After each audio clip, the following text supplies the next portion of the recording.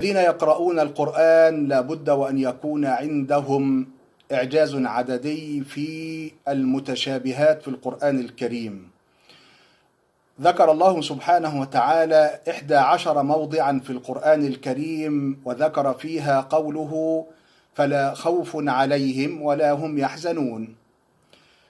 هذه المواضع 11 معا نسأل الله سبحانه وتعالى أن يجعلنا منهم يا رب العالمين.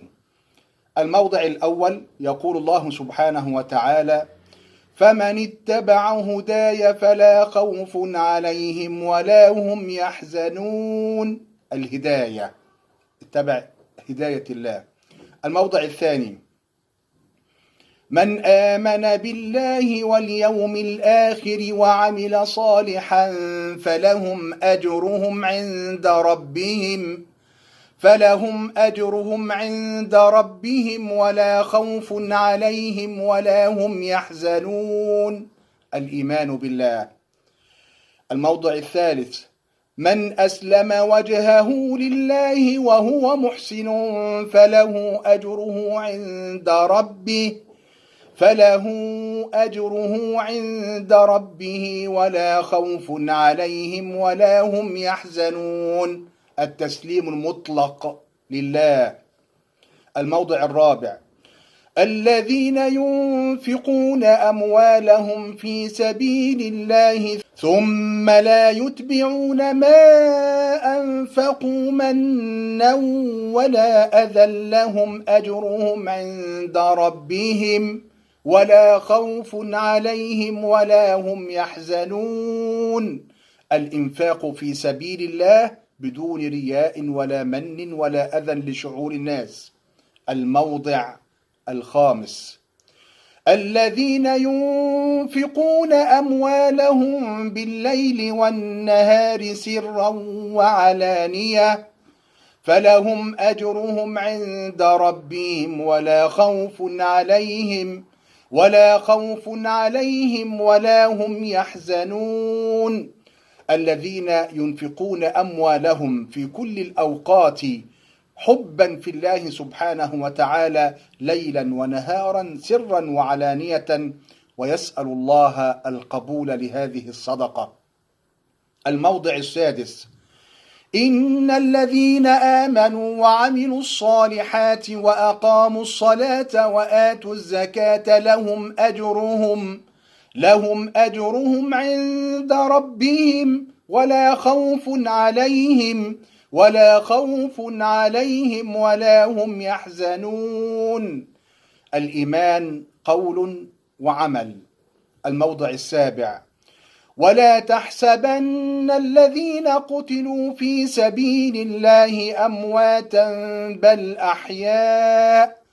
بل أحياء عند ربهم يرزقون فرحين بما آتاهم الله من فضله ويستبشرون بالذين لم